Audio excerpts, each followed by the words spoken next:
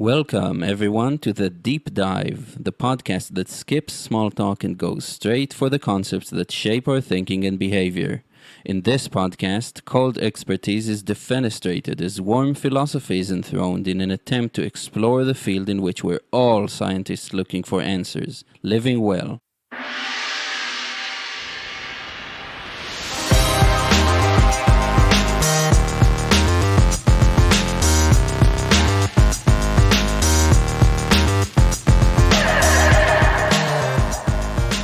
Hello, world. Welcome to another episode of the Deep Dive with Eyal Shai. My guest today is Norman Chella. Hi, Norman. Hello. How are you doing? Good. It's good to have you here. And let's not waste any one moment more than we have to. What is an idea that has been helping you live well? Sure. I've already mentioned this right before we started. This is something that has captivated me this year, at least in the last 2-3 months. But it was the product or the accumulation of so many realizations over the past few years of the actions that I've taken and what I've observed. And in realizing that, I was just like, oh wow, this is actually mind blowing. It was so mind blowing that I start to see the ubiquity of this idea applied to anything that I do. So, one sentence summary of that idea is that everything is a conversation. So there is a deliverer of message, there's a medium of message, like that message is being contained in, and then there's a retriever of that message. The point of that is that understanding can be applied to anything. And when I say anything, I don't mean like,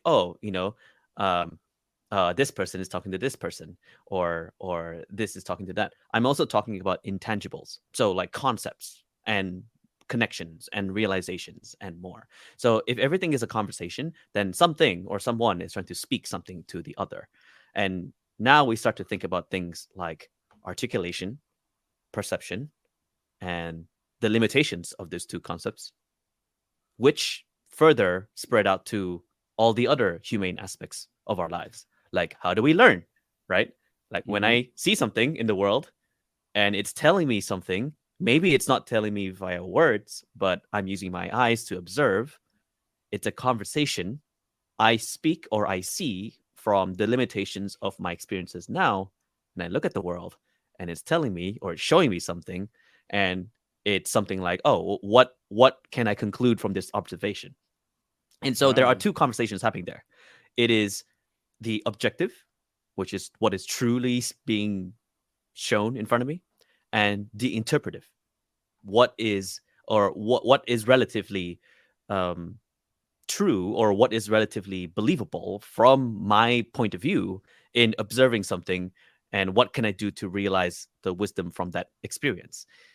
And in the last 2-3 months, that's been that has elevated so much, because I had some like really crazy, almost insane magical experiences that had actually made me believe that sentence even more up until now.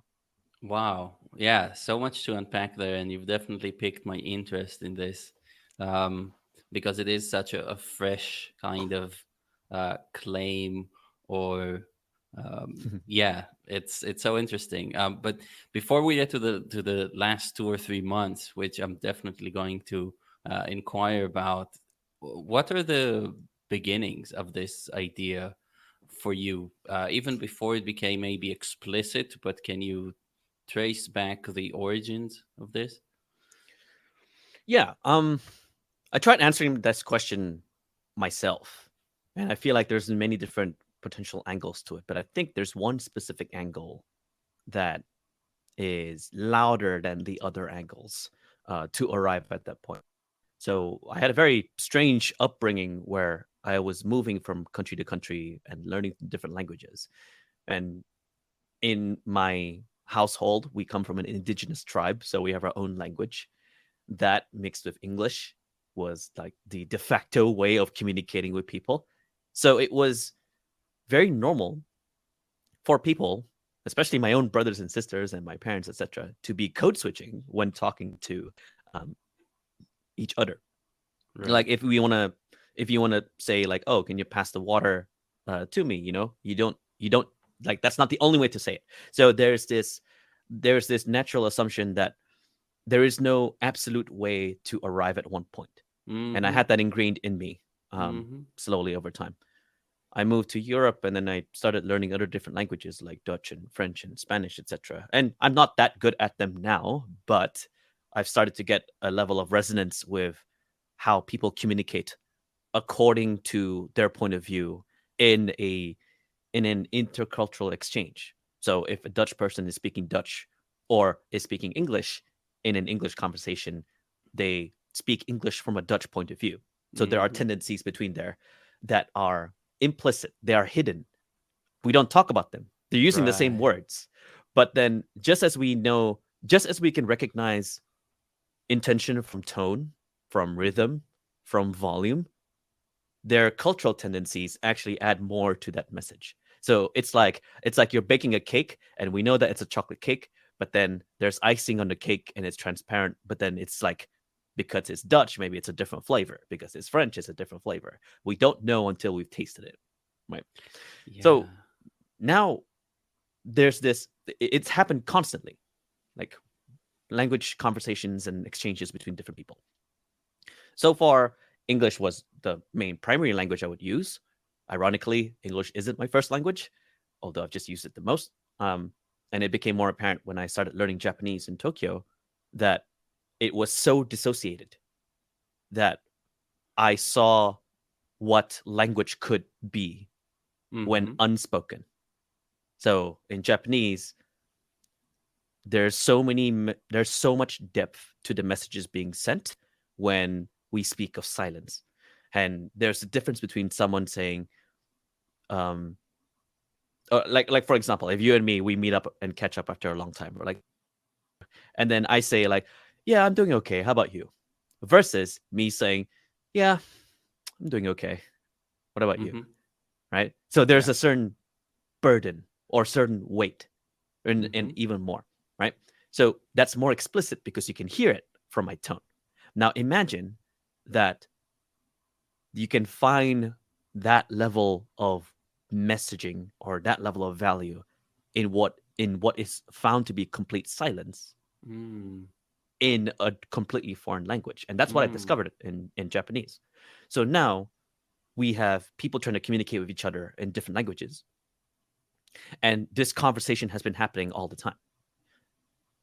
But then, since languages are merely personal translations from someone's point of view, from how they have arrived up until this point to start talking with me or with yourself, then we're not that different from each other. The messages can be found universally, but how it arrives to you then differs. So Wow. then everything is then a conversation, right? If I look at a park and there's like green trees and grass and the blue sky, etc. And I want to describe to you this park because it's so beautiful, right? I will say, hey, just green trees, blue sky, etc. The birds are chirping, etc. And if somebody else, like a Japanese person, would come in and they would speak of it, and they would choose words that may have like there will be less words being spoken, but there's greater emphasis on the weight of each syllable or of Mm-hmm. each pronunciation or of each like kanji or like Japanese character, etc. What does that tell you? It means that the messages are equal. We're both trying to describe to you how beautiful this park is. The difference then is that how it lands to your point of view will then shape something, a park of which all three of us would have never seen before, because you will interpret both our messages completely different. Right. Then all of a sudden, what lies between all of this, what makes this all possible, is articulation. So, how I can deliver it as close to what I intend to as possible. It's like a game of darts, right? Every time I'm trying to send a message to you, I'm trying to hit bullseye. But sometimes the darts might move, right? The board might move, or I might hit completely. I might accidentally insult you by saying something that can be misinterpreted completely in different language. Perception, which is how you view this thing that I'm trying to tell you, and one more, which is translation. So now, if everything is a conversation, your goal then is to train your translation to the point where anything that you observe, you will 100% embody, you will 100% be able to articulate, you will 100% be able to express. And when you can share it with somebody else, you will be able to express it so well that it's almost like mind reading, right? You're like sending a picture directly into, you're like copy pasting a picture from your head into theirs. And this is when we start thinking about, like these frameworks or ways of teaching people. It's like, oh, explain like I'm five, or like, oh, if you can't explain Yeah. something simply, then you don't understand it completely. That's translation, right? You're translating something, and expression becomes a phase in that translation. So now we arrive at this point, and we want to question what we know. Can we translate it well? Can we articulate it well? Can we believe our own perceptions? And these are all questions that like are lingering all the time.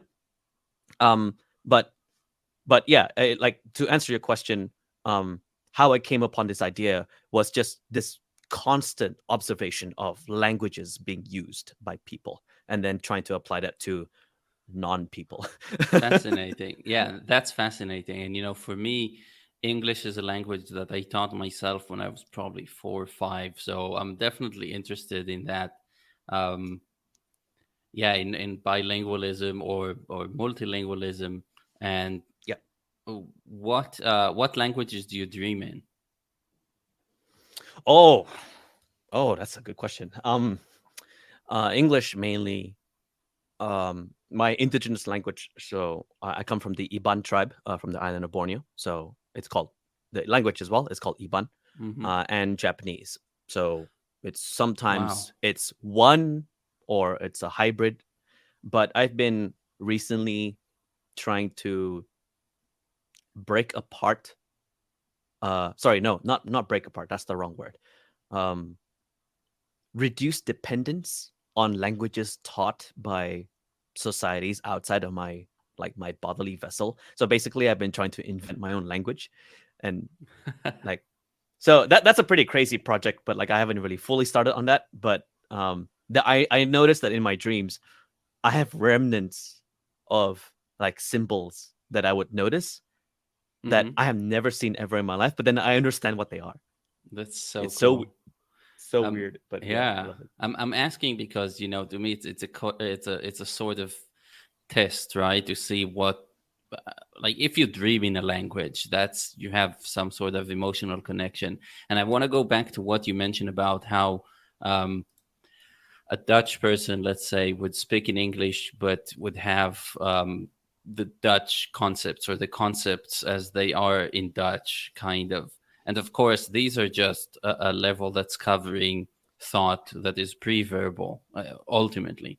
Um, Yeah. but I noticed something with me that was interesting in my life is that ever since I taught myself English at the age of 4 or 5, it's not so much that I would speak English and be myself. I noticed that you could almost become a different person speaking in another language if you're really thinking in those other languages and are dreaming in them and you're immersed in the culture. At some point, it might be that you really feel like a different person, which is a kind of uncanny experience because I always noticed, or at least I perceived myself to be much more open, much more friendly, much more, um, yeah, just a bunch of different things speaking in English. And in a sense, I was always even a happier person when I spoke in English. So it's really weird. I want to know if you experienced anything like that, or is any of the foreign languages that you taught, like for me, English, I always had this deep emotional connection with it. And then in university, I went to study Latin, and after a year, I also picked up ancient Greek, and between them it's not even close, even though I started studying them at the same time. It's like with Greek, I love writing it, I love the calligraphy of the Greek script, and it just does something. I just love it. Like in a real sense, I love it, and it's just so interesting that we can have this emotional connection with languages for some, quite a mysterious reason. Yeah. Hold on to that thought because I have a lot to say about this. So, to me, like when we speak of fluency of a language, fluency is you giving birth to another version of yourself through different perceptions. If you're learning a new language, you are questioning one, where are you right now with what you have? And two, how can I achieve natural fluency by, I'm going to put in air quotes here, pretending to immerse yourself in another culture, learning the letters, writing, reading, and even, the semantics, the grammatical forms, and the literature, and more. And I noticed that this was more apparent because part of achieving fluency involves realizing that not every point of view from my like initial language when I'm learning a new one will work in another language. Like if I'm trying to speak Japanese in a very English manner, it sounds awkward. Hmm. Or if I try to speak English in a very Japanese manner, it's a bit uh, it's a bit vague at times because languages then depend on other factors that they're maybe not prioritized in that specific language. Like the level, the impact of silence in the Japanese language is far greater than there it is in English, Mm. whereas it's not the same for the opposite, right? So you start to see that okay, as a person right now, I am lacking in terms of fluency. If I want to achieve fluency, I must create a replica of myself, or I must embody a replica of myself from which I can learn or speak it better. Even saying the sentence to speak a different language, that's a Hmm. lot heavier than we think, because to speak of another language means that we must create the organ and or the mouth and or the body that has the capacity to actually speak that language.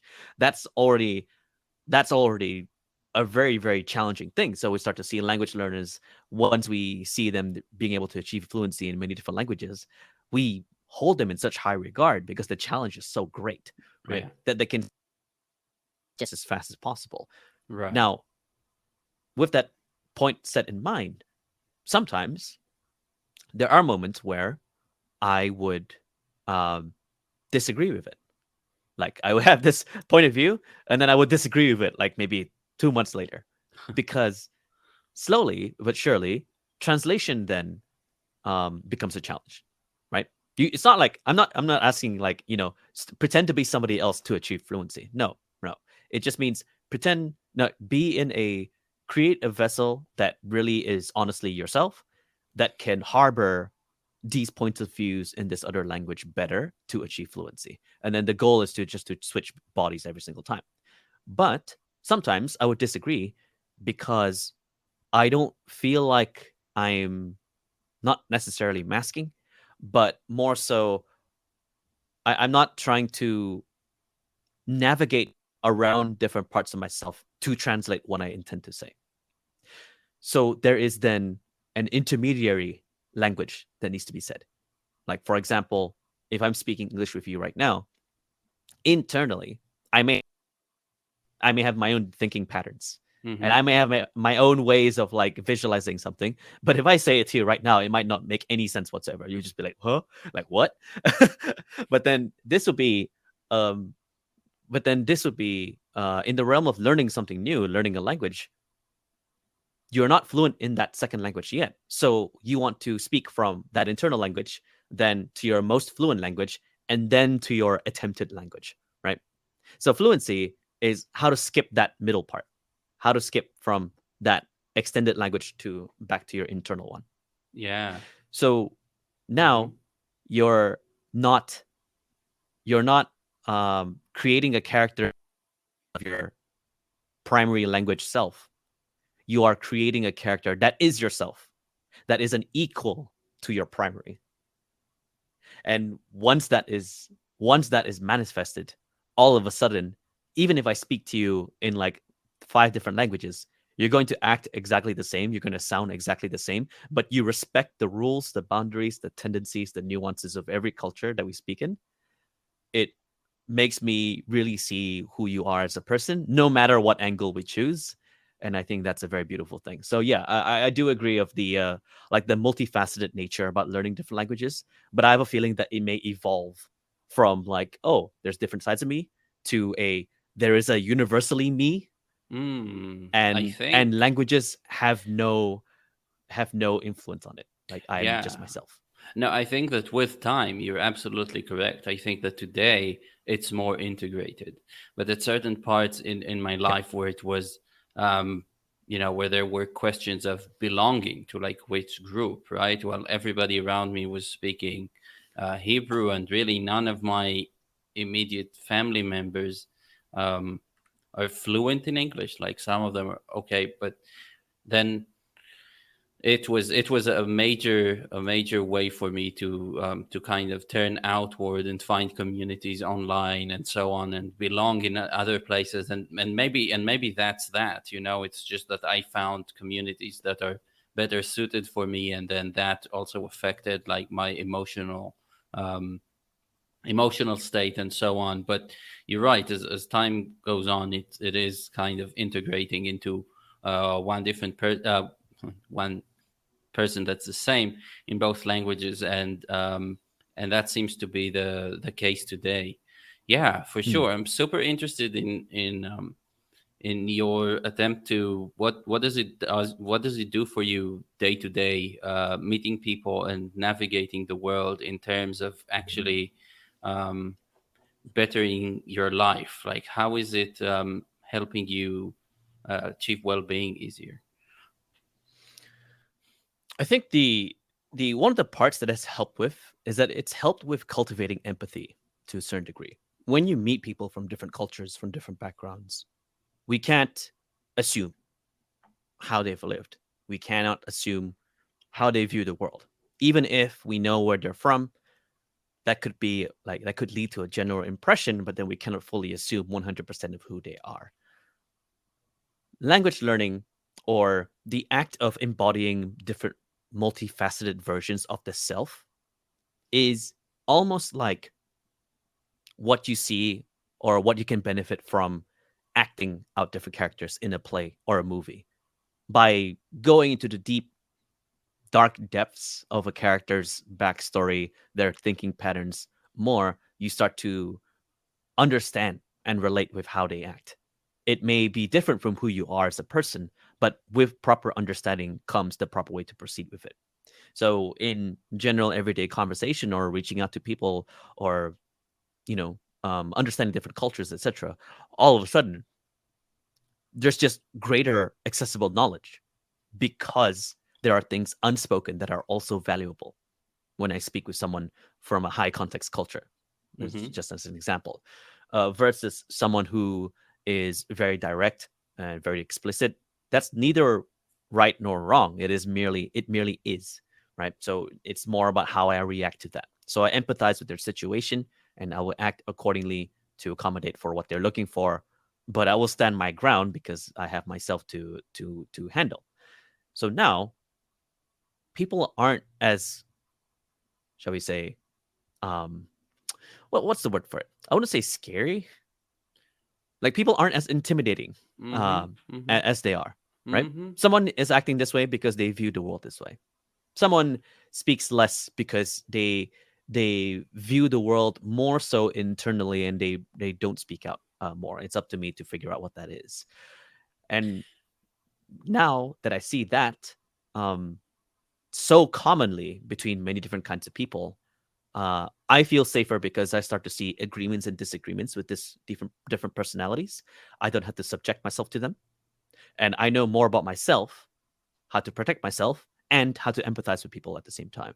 So there's this like huge beneficial element where our souls are having a conversation because I can understand your language better internally. Yeah, that's beautiful because having studied linguistics, you get all these studies that show you the benefits of being bilingual or trilingual or whatever, and they enumerate the like response time in processing language and ability to see things differently and whatever. But actually, empathy is not something that is mentioned in these studies. And I actually think that you're exactly right. Empathy is the biggest benefit that rises from understanding more than one language. And I can give a very good example of this. Well, first of all, I'll start by saying that, if you're stuck to one language, then um, the definition of a species in the natural world is just simply members of some sort of tribe or class or group that won't actually reproduce with one another, right? So of course we know that all humans are genetically compatible with one another, but actually a language barrier, if there is one and it's strong enough, it's actually dividing us up into different species because there's absolutely no chance that you know and species is really not just a genetic thing. Anyway, what I'm saying is that it's a really big divide to cross a language. And if you know just one, you might think that really everybody who's not speaking your language is like very, very different from you. And it sounds kind of ridiculous because of course we can consciously think about, oh, there are people like me, whatever, but the experience is just much more salient once you speak two languages and you understand a whole other culture.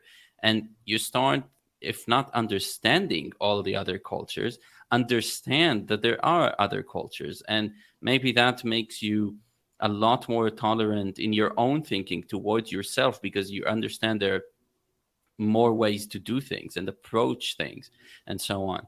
And a very real example from my life here in Israel is really the tragedy of us not being taught Arabic because, as the world knows, there's a conflict here, and all Arabs know Hebrew almost 100%, right?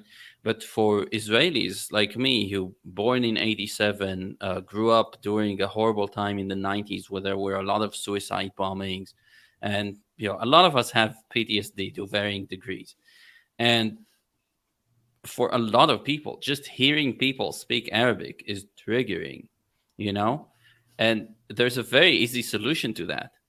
If we had been taught Arabic, we would actually recognize every time that we hear Arabic on the street that these people are talking about buying milk or how do you do? Or it's like, you don't have that. That's in a very real way um, something that's damaging to you. And so I love your answer that empathy is really the main benefit to be derived from speaking multiple languages and thinking in different ways. Also, creativity, right? It greatly helps creativity in the sense that you can, as you say, put slightly different filters on the same thing and notice different patterns, right? If one language is kind of can be um, described as a filter that has the normal filter for us, which is seeing the wavelengths that we see usually, and we superimpose that on a thing. We say it one way, but maybe another language is like really going more towards the ultraviolet side of things. You see different patterns emerge, and then you can compare the two, juxtapose, and make a much better decision about the thing. So yeah, I really, really like and appreciate your uh, really making empathy stand out as the greatest benefit. Yeah, and just to add to that, we have like real tangible examples of this, and the best way to look at it is to look at art and how art is created in different cultures, right? If you've ever compared like European art versus American art versus Japanese art, etc., these are conversational pieces that are just frozen in time, right? Hmm. There's this person, they're trying to depict something onto a canvas. They pick their medium, they pick their art style, they paint, and then they sweat and bleed and cry and suffer just to make this real. And once they've realized it, they hang it up for people to see.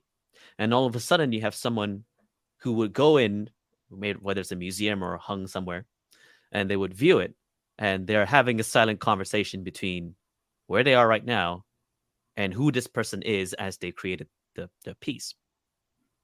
And when we start to see, like, if you start to see different depictions of like a hill or a mountain or something, but it's depicted differently from different cultures, etc., it's the same thing but different. They're describing the same thing, but it's interpreted different. So there is the objective definition, and there is the interpretive definition, and the blending of both, and understanding the commonalities as well as the what separates them, what makes them stronger, is empathy. Knowing what that is. Hmm. If I look at this piece of art and I'm like, wow, this is very beautiful, etc., this is amazing, and that's great. But then if you put two pieces of art that are talking about the same thing but different interpretations, that empathy is distinguishing between how each artist has arrived at the point where they can create such a masterpiece. And that is empathy at its finest. It's just that sometimes empathy, like we like to assign empathy to almost immediate responses, like the act of being empathetic to another human being as they are doing something, and then we respond to that. But sometimes empathy can also be asynchronous in nature as well. Um, Hmm. so yeah, there's just also to note. Yeah, I agree. I mean, art is somebody communicating from a long distance and a long time away, and yeah, it's really interesting. I mean, it's not for nothing that people consider, you know, talk about a language that an artist uses over time, right? So actually, it almost makes no sense to meet an artist and see one work that they've done and refer to that immediately, jump on that and see, because that would be like meeting a person for first time, hearing their first utterance and reacting to that as if you know the first thing about that person, where in fact, you could have met them on the best day of their life or the worst day of their life. You have no context, and it is, you Yep. do have to, I think, dive deeper and make sure that you do go and see that person's whole repertoire of things. And that is really interesting, because in a sense you said you were going to come up with your own language, and I took it to mean um, like a conlang, right? But in fact, everybody who's an artist is really has this idiosyncratic language that they're speaking, and the ones that are really good at it, people get, which is absolutely amazing. It's like a person is Mhm. speaking to you in a conlang and you get it. Yeah. Conlang. Oh man. I can't wait to like. I have this like crazy dream of like wanting to spend an entire year in seclusion, That's amazing. like a writer's seclusion, just to invent my own conlang. Um, because this is probably related to the thing I was mentioning about like what I spent thinking about in the last 2 to 3 months. But the conlang thing is a little bit like it's part of it. Um, And we should say what conlang is, I guess. It's so yeah, yeah, constructed language, right? Like yeah, J.R.R. Tolkien's Elfish or whatever. If yeah, anybody's like Esperanto, these type of thing. yeah. Or Game of Thrones Dothraki, right? Hmm. It's normally a conlang is a constructed language built for a specific context, most likely fiction, right? Most likely fiction, but it's Right. within a closed context, and it shouldn't like by on paper outside of it. So Well, yeah, I've Esperanto been was designed but to kind of become global, except it never did, which is yeah, also interesting to consider why. But yeah, yeah. The universality of it of Esperanto is also fascinating to look at. So I've been really like I just really like conlangs and how it came to be, like the history of it. I don't know any, right? I just look at it. I'm just like wow. Like the hmm. very first conlang I've ever seen is my favorite Disney movie, which is Atlantis. So like I love Atlantis, and they have their own invented conlang in there made by oh no, what's his name? Mark Okren, I think. Um, someone who is just really good at making conlangs for multiple universes. So that's always been like stuck in my head. And I was thinking to myself, like, can I make my own, like my own internal one, right? If I have I have an internal society, and I have internal characters, and these characters represent different facets of myself.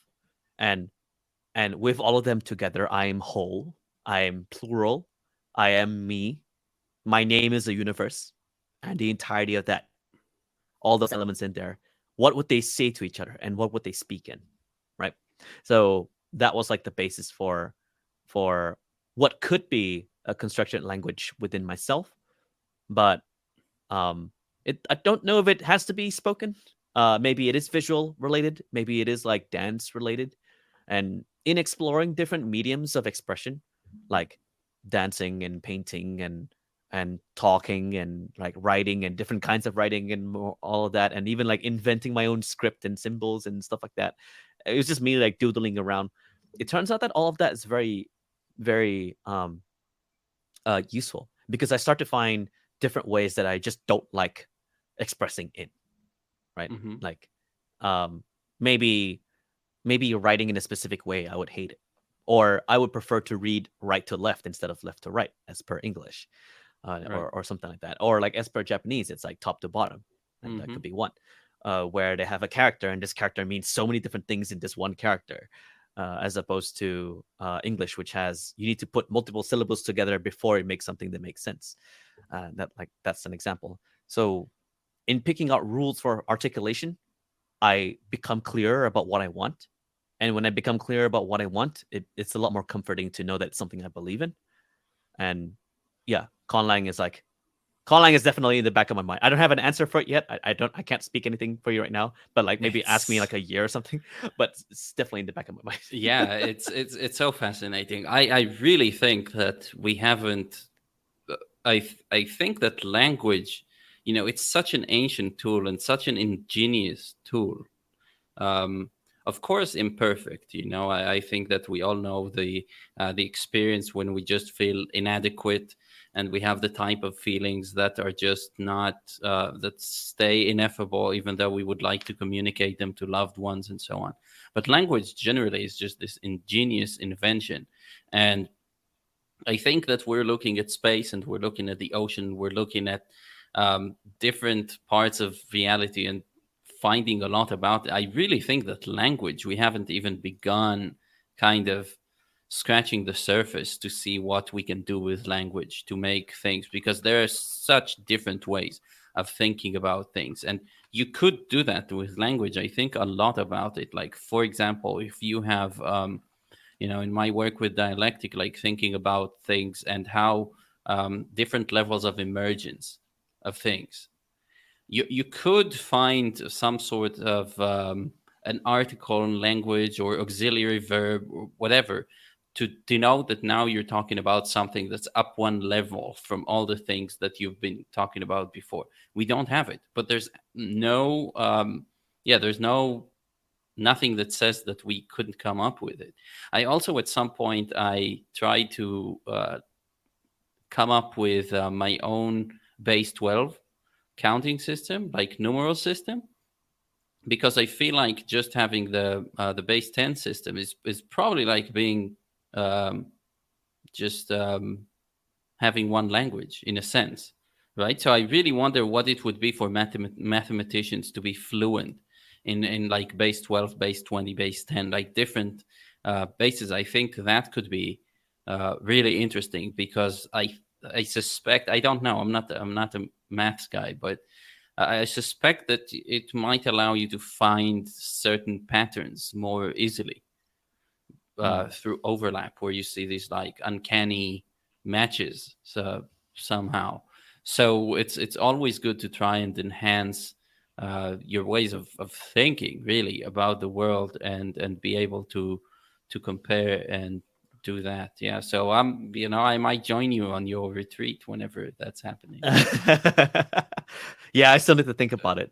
Um, One of the main objectives for that seclusion is um, is the exploration of articulation as a concept, right? Like even more so, because translation, yes, is important, but translation always assumes that since everything is a conversation, there is a party A and there is a party B, and there is an intention somewhere in there. But Mm, articulation is is sort of needed for any of that to even happen in the first place. So that seclusion was more so of, okay, what is my relationship with articulation, and how can I think about just this one thing for 12 straight months? And it was gonna be a conlang. It's gonna be me just like scribbling on walls and figuring out if these patterns of like weird pencil marks on the walls would make sense to me. Like, can I see God at this? I don't know, right? Like something crazy like that. It's almost like this bound of madness that I'm kind of obsessed over, where just just the strangest ways to explore these ideas is something that I, for some reason, gravitate towards really, really well.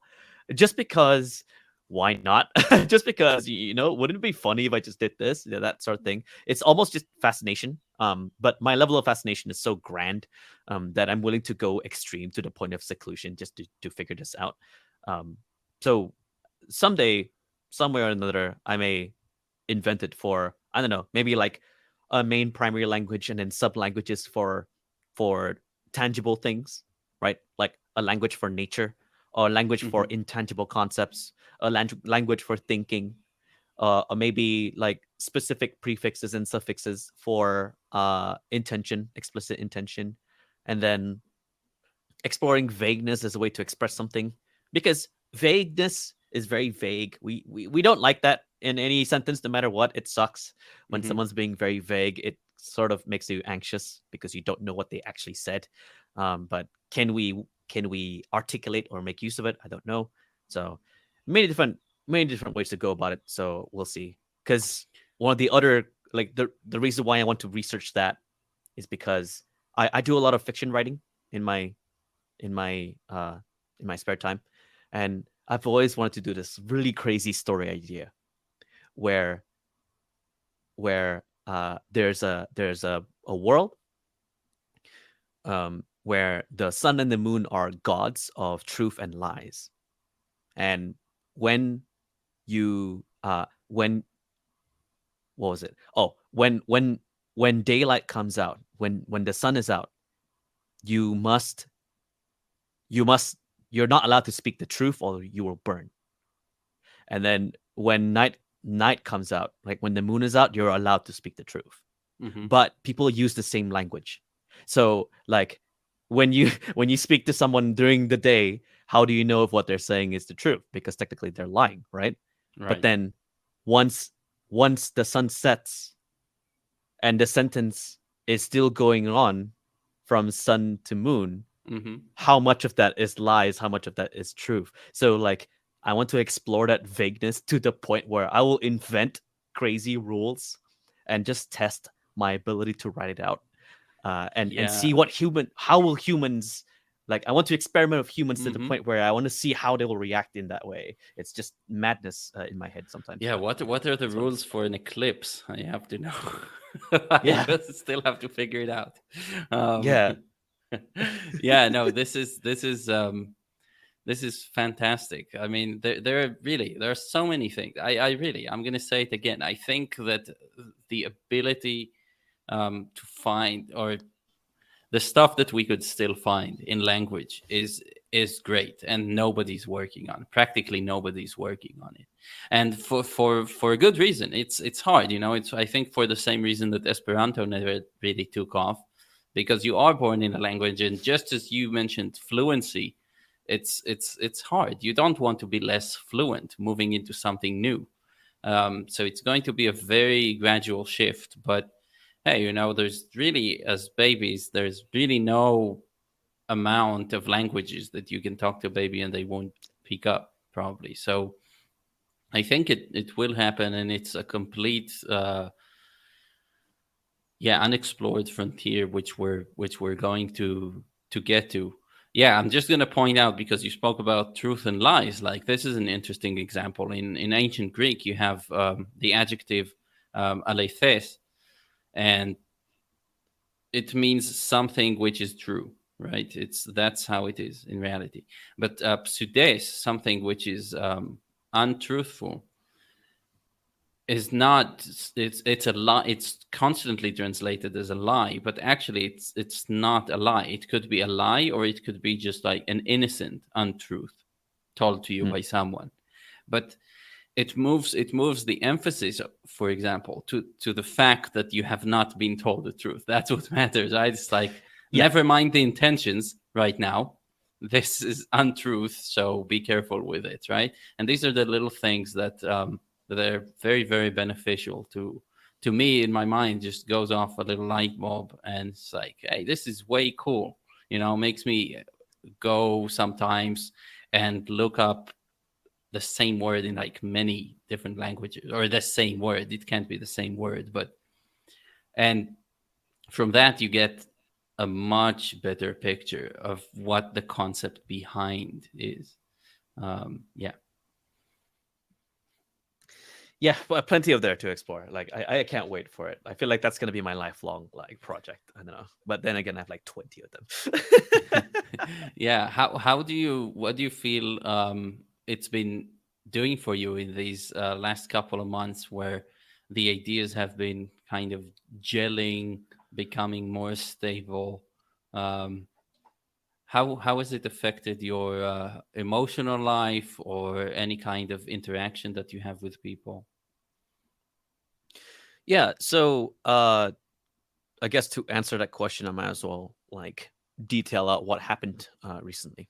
So up until this year, I've always believed in that everything is a conversation element. But ironically, I couldn't express why. I don't know why. I know it's the truth for me. It's a truth I'm willing to believe in. It's a truth I'm willing to commit to, but I don't know why. I just do, right? It's almost like, oh, I like fried chicken. I don't know why. I just like it, right? You Hmm. don't need a reason, right? It's just true. Until this um until this year. So I mean, we were talking about this before we recorded, but we were talking about the weather, right? Like about how it just gets really hot everywhere. And I have a really, really bad thing about humidity. If there's any place that's really hot, I would just not function properly. And especially if it's a place where I sweat really easily, I would be like bad tempered. I wouldn't think properly. I would just be inefficient. But in the last 2 months, I went on a trip to the mountains for the weekend, and it's cold. It's windy. It's definitely not Malaysian in particular because we're so used to like heat and all that. It's cold. People are wearing jackets, and I was so free and blissful and so happy that I can walk around outside without sweating at all. And that the wind can blow into my face, and I'm like, oh no, that's cold. Yes, I'm so happy. I'm so happy I'm getting cold, right? It's to that point. Until my body relaxed so much from just the air. Like I was eating the same things and all that, and just enjoying nice views, but just the air.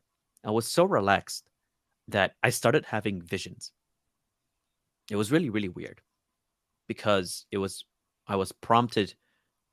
I was prompted um, in with the question, how would I how would I paint a self portrait of myself as a metaphor?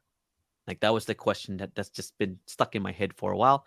I didn't have an answer to it, and then once I was relaxed enough to see, uh, to go around the mountains, I was so relaxed that a vision popped up to my mind. Like I saw the answer. I saw a painting. I saw a painting, and I was meant to paint it. And I don't know where all of this came from. I had to like sit down, and I was like eating dinner, and I was so shocked at what I saw that I couldn't eat for like the rest of the night. I was just like, what do I do now? This needs to exist. It's like this must happen. It's not a disaster. It is as per nature's will You that were this painting possessed. must. Yeah, it was possession to this certain point. And I was actually so shocked by how clear that visual was that I was actually afraid. I was so scared. So I drew like a mock-up of that painting, and um, I drew it, and then I was just processing how did I arrive at that point. And it came to me. I found the answer to why everything is a conversation, because everything is a conversation, because for time to proceed forward, articulation must happen. So in a hierarchy of anything to happen, any entity to happen, articulation must occur to some degree, way, shape, or form. Now, in a lot of my writings, and in a lot of my fictional stories, I write like fictional stories that I narrate on a podcast, and people who read my stuff would know that I write in characters. So these characters represent emotion, logic, comedy, warmth, whatever it is, right? I found out that articulation, the concept, is another character, but it's not necessarily a character that I formulated as, oh, this is just another part of me. No, it is every single character that exists within me. Without them, I am not whole. They must all exist for myself to become whole, but they exist in a world inside me where there is day and night. And so articulation is the shadow of every character, the one commonality between each character. And because the shadow exists, all of them must say something. So if articulation were to move, so if the shadow were to move, the body must move as well. And Hmm. that somehow justifies my possession by specific characters. If I'm possessed by my creative side, it is not that my creative side wants to do something.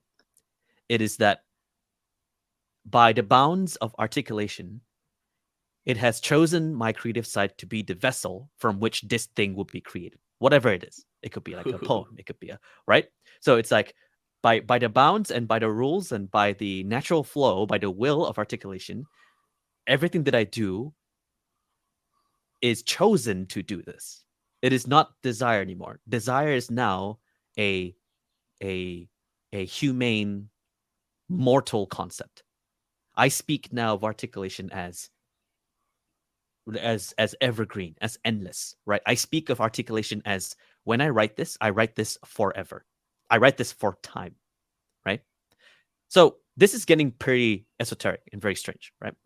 And so I was really worried because I was describing it like this, but um, I don't have a reference for it. Hmm. I've never felt this ever in my life, like how grand this feeling would be. And the closest thing was, it was like finding God, right? There's like this like element of faith.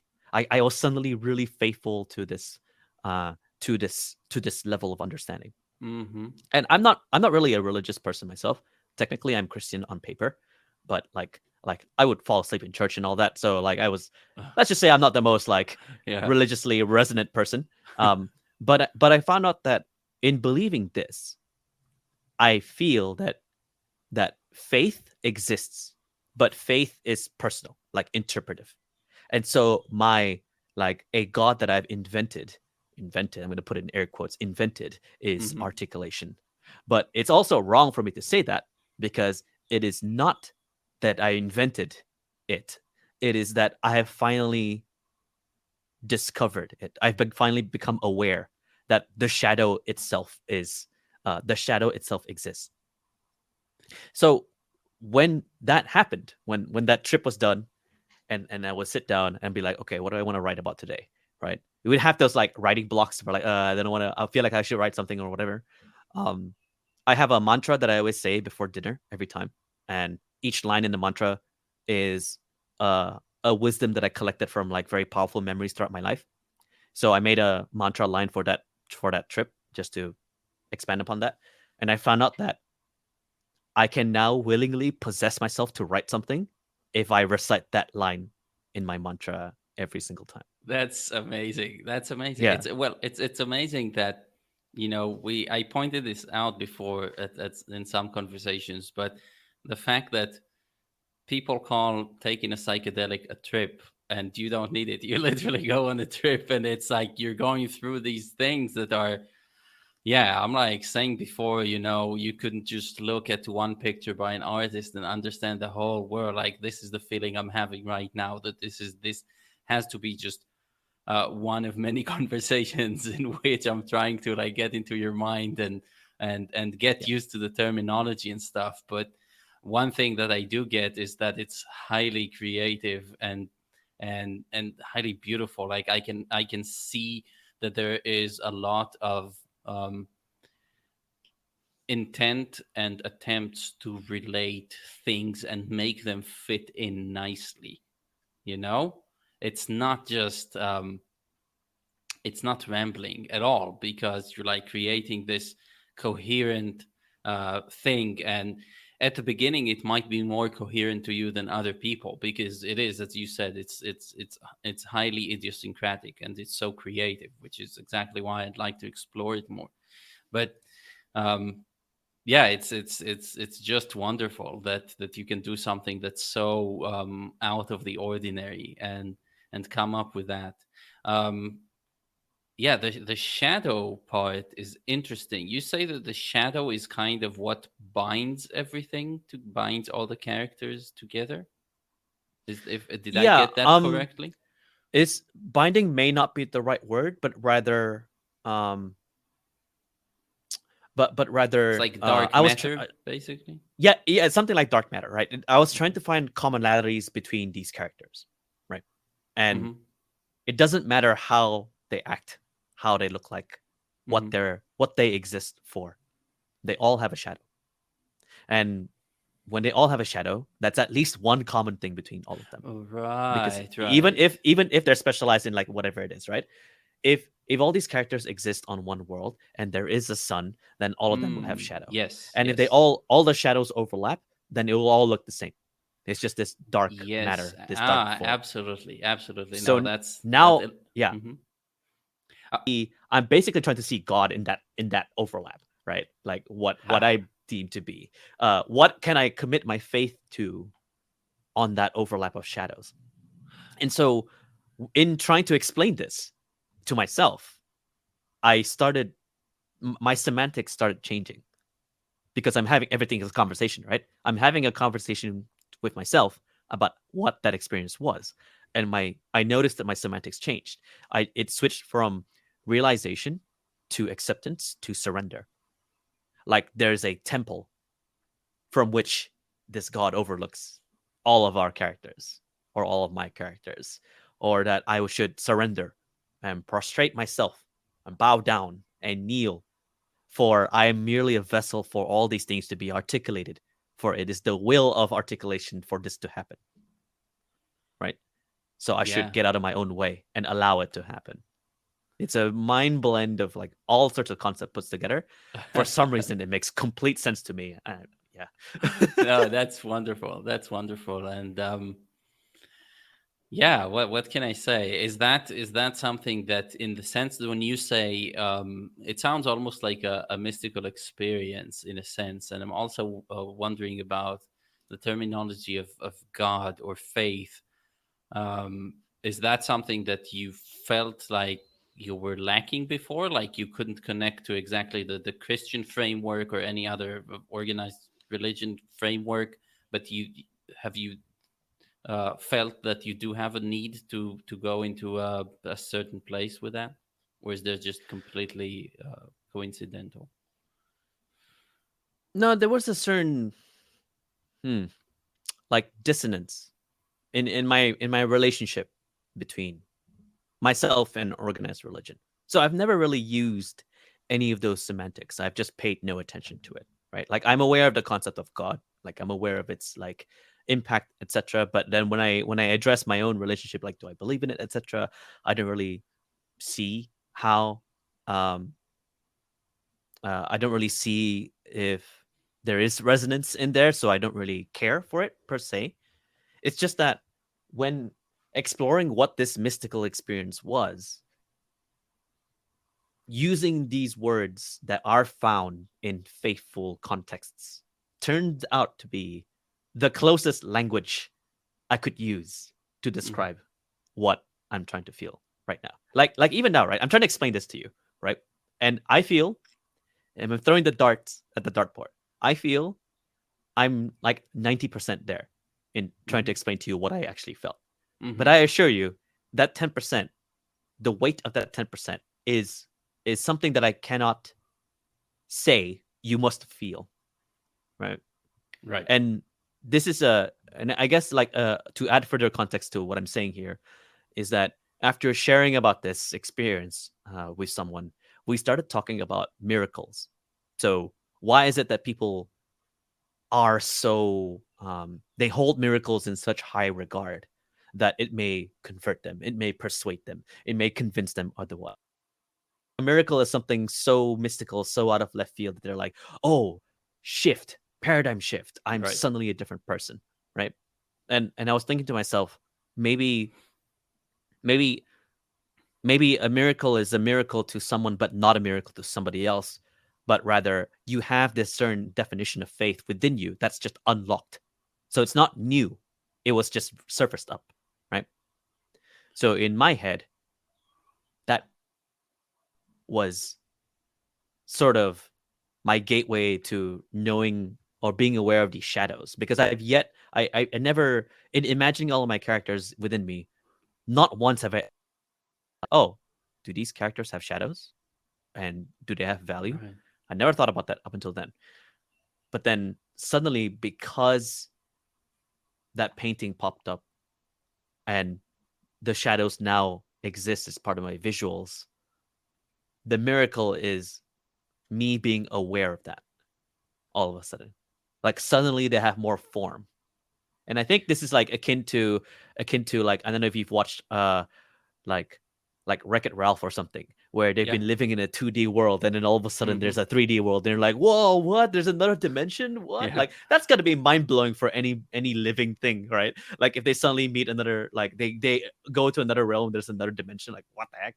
So There's it's also almost like that. a famous book about living in 2D, and then they discover somebody with um, yeah, no, absolutely. I think it's so interesting to me the whole area. For me, I had a mystical experience because I took a drug, and it's very interesting when you get to the point and there's just something.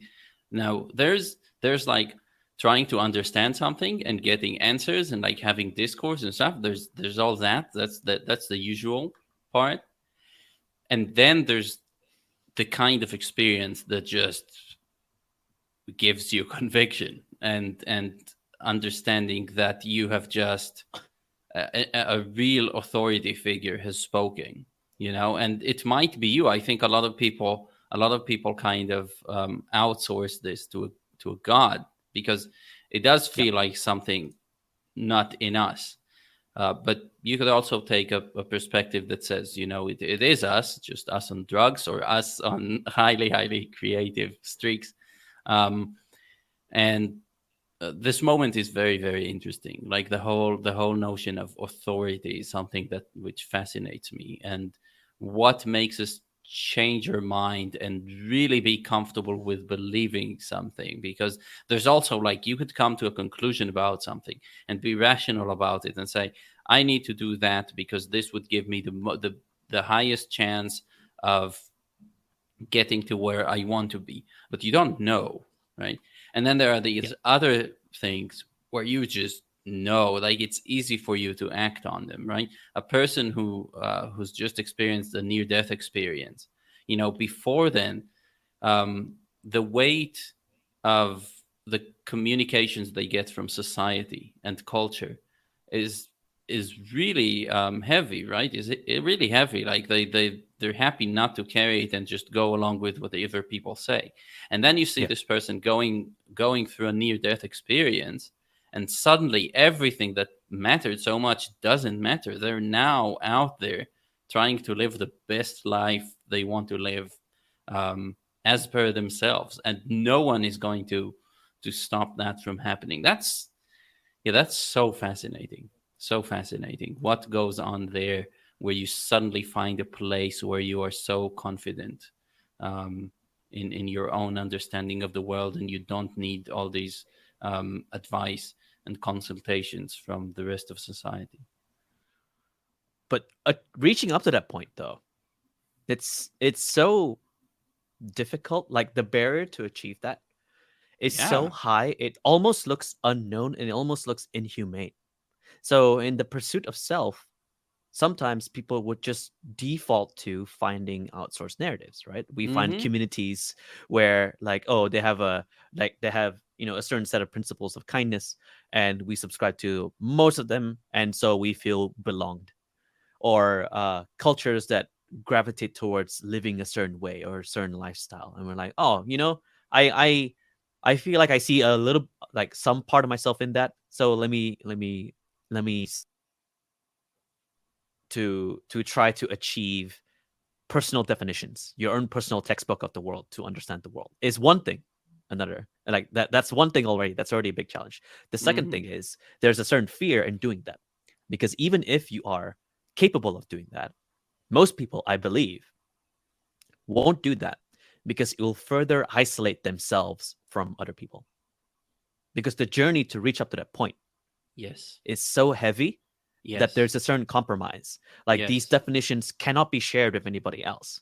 Like, Yes. I think about, like, I talk about these shadows acting as articulation, the hierarchy in which articulation is greater than any entity in the known universe. And I think of myself as not just not just me and my own name or this body, etc., but I'm just a vessel for something to happen, right? But that's something that I believe in. It's very difficult for me to share that with other people. And even if Yes. there are people who may understand it, um, understanding and resonance are two different distinctions. So knowing that people may be able to relate, that's great as well. But if it's totally the same experience, I don't know. And because I don't know, isolation does like plague the back of my mind sometimes. Yeah. Yeah. Because when I want to share my struggles of like, hey, like there's been a day where um, articulation refuses to uh, provide me with my message for the day, right? Like, what am I supposed to preach about today, or what am I supposed to express today, etc. What do I do? Do I assign my lost identity to something else, right? Is there like an imposter syndrome kind of thing, or some other framework that I should like gravitate towards instead? But having that kind of conversation with other people, it's kind of hard to find people who might understand it already. You're right. It's that's the scary part. Like for me too, after having gone through the most profound experience of my life and feeling like I'm one with everything, and then understanding that one with everything means also nothing. Um, and you get to this thing where you're just kind of fast forwarded into this like very concise understanding, but you went through a Yeah, whole journey that people have not usually taken, and then you come back and then they want to talk about, oh, the cashier at the supermarket wasn't nice to me, and you're like, my mind was just blown, and now you're gonna make me talk about this like petty thing that you're upset with your friend or something. And this is unsettling, because as much as the truth matters, these high level understandings for yourself, which I think can really enrich our lives and do that, I don't think it could ever beat human connection in its importance for our well being. And that was the lesson in there for me. And I set a criterion going forward in life. No amount of truth that I'm going to find and this type of understanding is worth me not being able to communicate with people. And it doesn't mean that I don't go out and try to understand and try to get at new truths and new understandings for myself. But I almost took a vow with within myself to never lose touch with people, or never, and always try to relate to other people. Because if you're right, this isolation is, it's nice to think about a year of isolation, like you say, right? But a life of isolation is probably going to be very, very detrimental, and we should be yeah, careful about it. I think that the people who are we consider crazy, uh, that's what it is, an inability to relate. I had an interesting experience when I spent um, a considerable amount of time with somebody with schizoaffective disorder in the middle of the forest. So he wasn't on meds, and um, there was no support. of any kind. And I really wanted him to feel better, and I wanted to understand. I was fascinated with that, and I could just see he would be this wonderful, kind human being, and then because that was his cope or something, he would smoke marijuana, and then just go off, and you could see his eyes just going somewhere. It's like, not with us anymore. He's sailing in a completely different universe.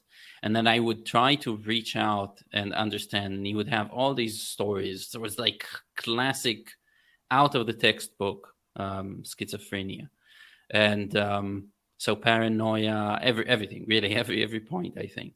And I was trying very hard to relate to him, and in two ways. First of all, I challenged him gently to have a timeline, to draw a timeline for me, to do things that would explain it to me, rather than, because the usual thing, it might sound like an explanation, but it's really just rambling and forever diverging into many things, right? So I challenge him gently to say something that I would understand, right? And then the other thing was that, for me, emotionally and in my own psyche, I tried not to immediately say on everything that he says that it's crap. It was Yeah. like, my parents are robots, right? They're looking after me. There's wires everywhere. Everybody who's talking is talking about me. That ad, like the new ad on the radio that we heard the other day, you don't know this. There's like 8 billion people on the planet, but this one is for me, like communication from Jay-Z to me, or something like that, right?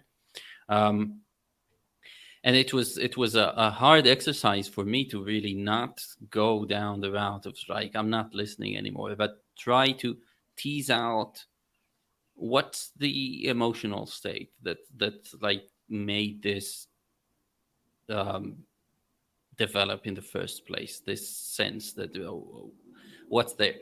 And the result was that I was very disturbed because, look, if you go down just a little bit, and if you let your guard down, and you're going to say not everything that this person says is automatically bullshit, well, then you play with the ideas a little bit, like, what if this part is true?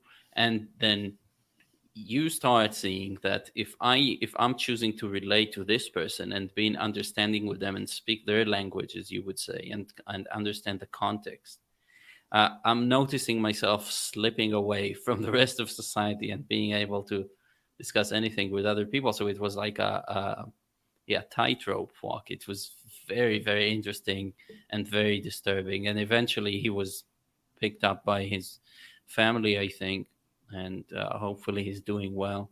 I have no idea, but this was a very strange experience, and really taught me a lot about this place of relationship with other people, for sure.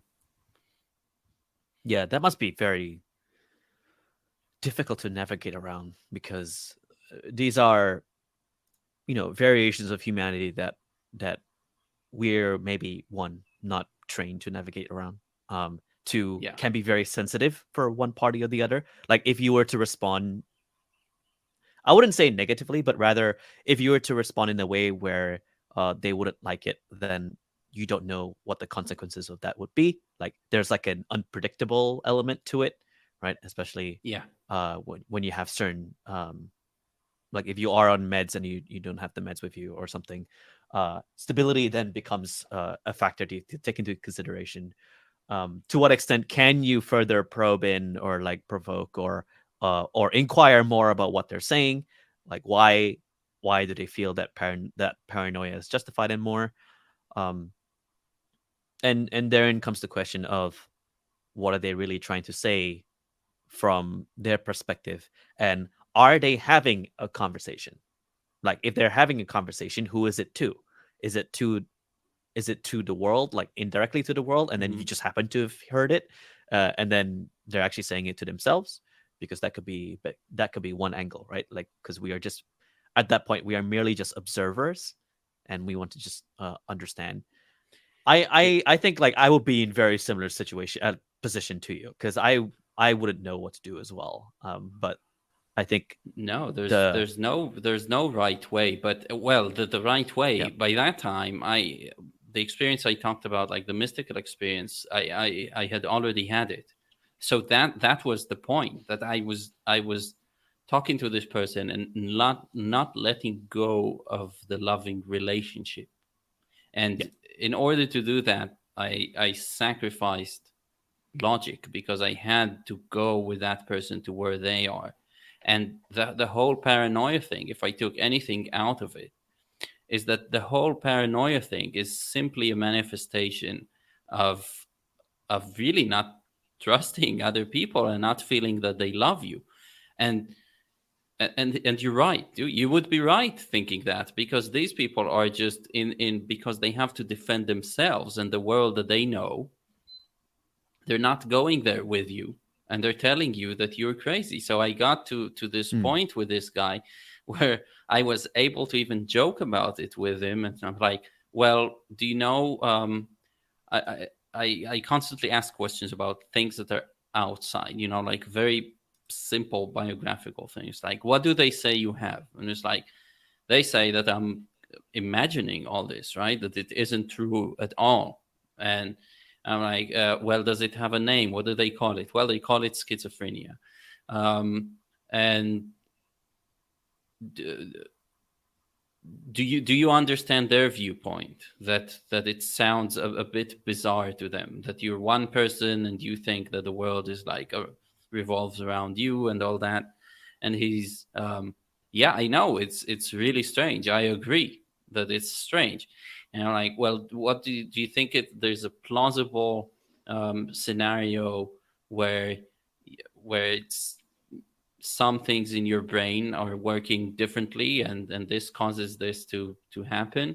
And it's like, yeah, it's plausible, but the only problem is I know I'm right.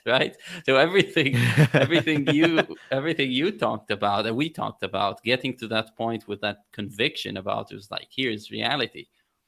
Well, here's another person who has it, and can literally get no one on their side to share their world with them. They're also really bad about communicating it because it's kind of rambling. But the point about paranoia is that they do feel disconnected, and they're not wrong about that. They are disconnected, and if you're disconnected, and everybody's just like, some faculties are still fine with them, like some of the emotional faculties, and it's not autism where he doesn't get like facial expressions. He sees people disdain or disbelief or this whatever, and this causes them to cross to the other side. And this is paranoia. Like, here's this person, So I tried my best to reach out and be in touch with this person, no matter how crazy the stories were. And I can only hope that some of it stuck with him.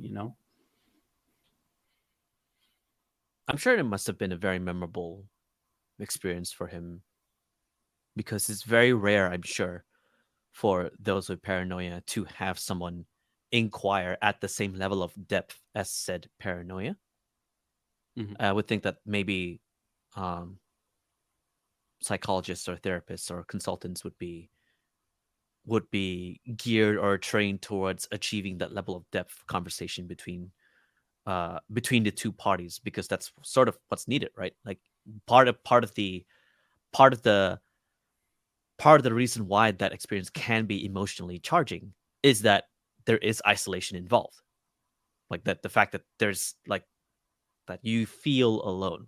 And we get antsy when we feel alone. We get like desperate-ish for a connection or a conversation or to be listened to, the desire to validate our own existence, the figuring out whether or not it was worth being here, etc. Like Hmm. isolation at that point becomes very, very um dangerous in all of its forms.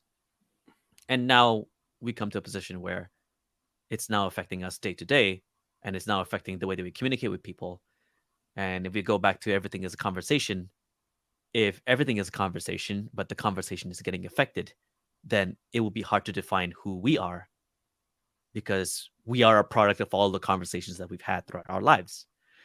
And that shakiness is going to affect anybody. It doesn't matter how it doesn't matter how like how pious or faithful or kind or whatever. If it's gonna be shaky ground, anyone will be affected. It's just more about how they express it. And to be honest, sometimes that's what I'm worried about as well, because of how um, I arrive at these conclusions. But the more that I arrive at these conclusions, the more that I isolate myself because of my different kinds of understanding with people. And I wouldn't say paranoia to a certain degree. I wouldn't say like, people will judge me or hate me too with this level of reasoning or justification, etc., that I've just conjured out of nowhere. I wouldn't say it's to that degree, but more so that maybe I have this inherent expectation of how I want to be treated. And because it's not being met, maybe I'm not being understood enough, that it's a feedback loop of something that's been plaguing in my mind. And I worry about, like what you said, like finding the balance between truly understanding something and then seeking human connection. There's a balance between that. I don't want to lose either of it. But extreme ideas like secluding myself for 1 year seems like it's mainly towards the former rather than the latter. It's just like, hey, you know what? I want to understand myself better. Let me just cut off all human connection for like 1 year and be a monk while Yeah, I'm be careful writing what you wish in my for. notes. Yeah, yeah. I should And be careful. Like and I'm and probably leaning towards like the ideal benefits stuff, but not the flaws. yeah, yeah, and the paranoia. I want to say, of course, you haven't experienced paranoia because nobody has put you in a halfway house unwillingly, right? So this guy, Yeah. it's not just that people went to the other side of the street, but he perceived his nearest and dearest to wrong him by telling him that he has this condition, or you have to take these meds, or we're sending you to a halfway house. And the beginning was kind of his fault because his best friend, he told me that it all started when he um, basically had sex with the girlfriend of his best friend. So from the beginning it was a dynamic of like, there's like, I'm against something, right? And then there was Right. like this big drama, and there was an adversarial theme to the whole thing. So that's where the paranoia shows up. It's not just like, oh, people don't get me and I'm lonely. Like, loneliness is one thing. It's like people don't get me and I'm isolated. But if you have this adversarial theme of people are out there to get you and do things to you, well, um, yeah. So let's just not do shitty stuff like that. Um, yeah, Norm, I feel like you brought it back, ever the podcaster. You brought it back to the theme of the conversation, and that's great. This has been time well spent, and more than that. So thank you so much for taking the time and finally coming on the podcast. I'd really love for you to share with anybody listening where you could be find online and your work and so on, whatever you want to highlight. Yeah, sure. So I'm mainly on Twitter. I mean, of course, you'd find me out there. I'm mainly on Twitter at Norman Chella. So Norman, Chella. And all my writings that can be found in many different forms, whether it's sketches, whether it's fictional stories, whether it's just thought pieces, whatever it is, can be found on that'sthenorm.com. I don't know if you'll put the link in there somewhere. I don't know. But we'll see. But you can just find it as well on my Twitter profile. So that's probably the best way to put it. And yeah, you can, anyone who wants to reach out to me to ask more about what I've shared in this episode, you can totally just DM me and I'd be happy to talk about it. Awesome, Norm. Well, amazing, and thank you so much once again for this. All right. Thank you.